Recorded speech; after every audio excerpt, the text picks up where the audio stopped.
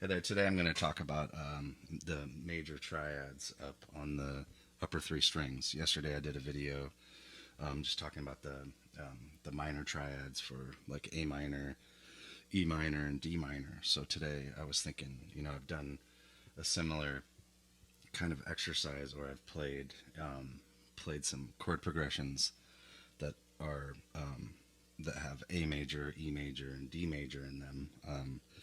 So those would be, I'd be in the key of A major for that.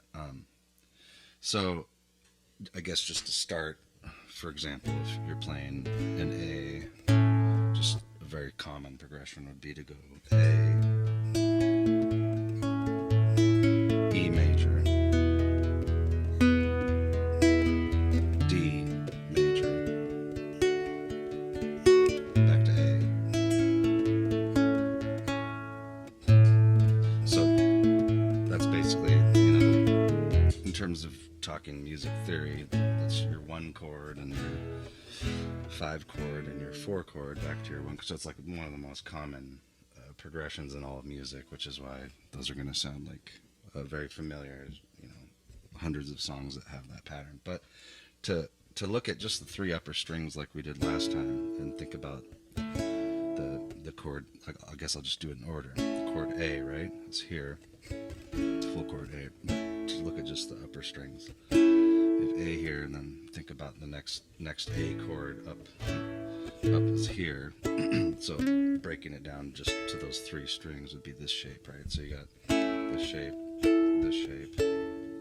and then this one up here. And this discussion is basically explaining part of the like cage system, C, A, G, E, D. So it's like you have these repeating chord shapes.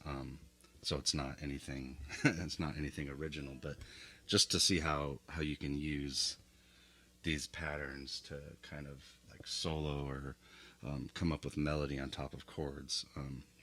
And just the way that I think it's really cool that you can learn a few shapes, and it's basically they're applicable to multiple chords, but you're just sliding those shapes in a different spot. So for example, next chord on that progression is E, right? So there's an E shape, the first position down here, and then you have an E shape here, and there's another one up here.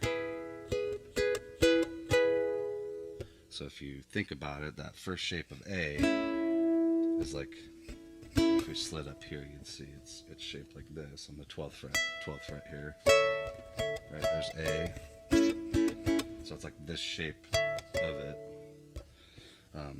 You have that same shape for E here.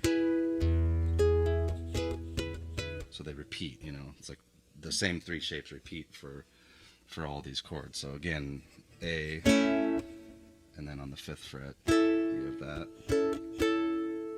And then up on the 9th fret, 9th and 10th fret, you have that.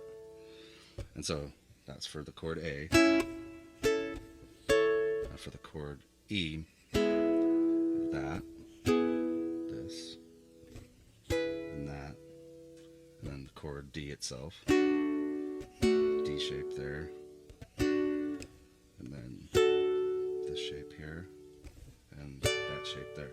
So I only played three different shapes just in different spots for those chords. So then just to like completely ignore the world of scales and just play those chord shapes when each chord hits on this progression, I'll run the loop and show you.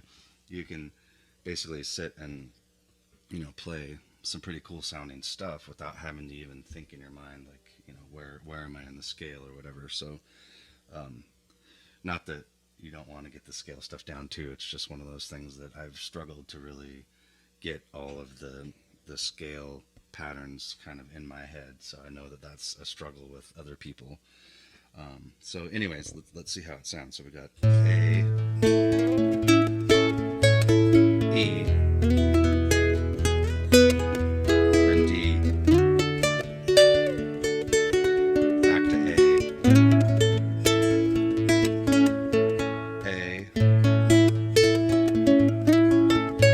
E, D,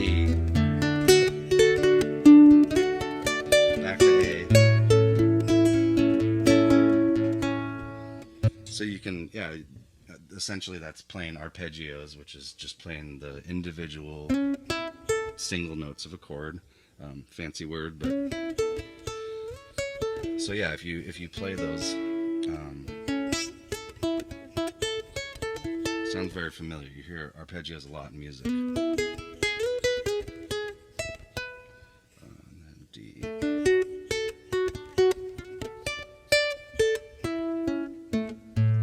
You don't necessarily want to, if you were to start, if you want to do a recording or play something in a performance setting, you're like, all you did was arpeggios, it would start to sound a little one-dimensional. So I think like when you kind of study like awesome solos that you really love, or dig into how people, how like the pro guitar players solo, it's like they'll have a little bit of arpeggios in their solo, meaning that stuff, but then they'll step into the scale. You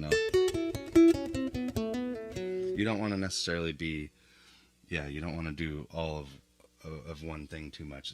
It sounds, it starts to sound boring or one-dimensional. So, but like really great solos, you'll hear, like I said, a bit of arpeggios, a bit of the scale, and then a lot of times they'll kind of throw in some curveball stuff and put in notes that necessarily they don't belong in the scale or the key, and that's where it really gets unique. And when people have kind of like repetitive like habits of like bending the rules of music theory in their solos, that's when you get like just really awesome sounding stuff that's creative, that sounds unique and all those things. So anyways, I think just simply learning those major triads on the upper three strings is like extremely powerful for soloing. And when you do kind of dig into the scales, you'll see how those shapes fit into the scale patterns too. And then you'll start to feel that wherever you are, you can kind of noodle off of those shapes. So then I play E.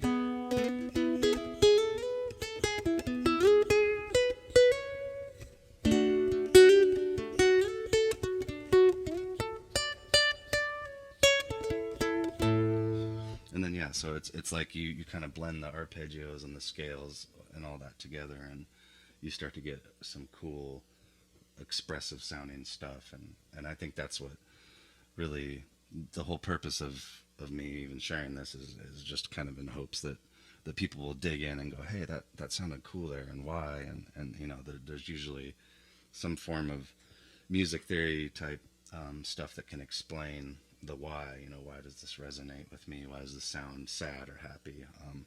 And that's been an extremely fascinating part of my musical journey, has been to dig into that theory. I spent a lot of years kind of resisting it, feeling like it was too much like math for me to want to dig into. But now that I have, and to just apply some really basic concepts, like really improves your playing, and it really helps you to kind of be more creative and be able to like make something sound a certain way intentionally. Not to say that it's not also great to improvise and just kind of go by feeling, but it's kind of a combination of that, and I think the theory combined that can really get you kind of out of whatever rut you may be in musically or creatively. So anyways, I hope this is good information, and please hit like and subscribe for more, and I will keep making these as you guys are clicking on them and liking them. And I could talk this music stuff all day, so I'll just continue to do this. So yeah, thanks for watching.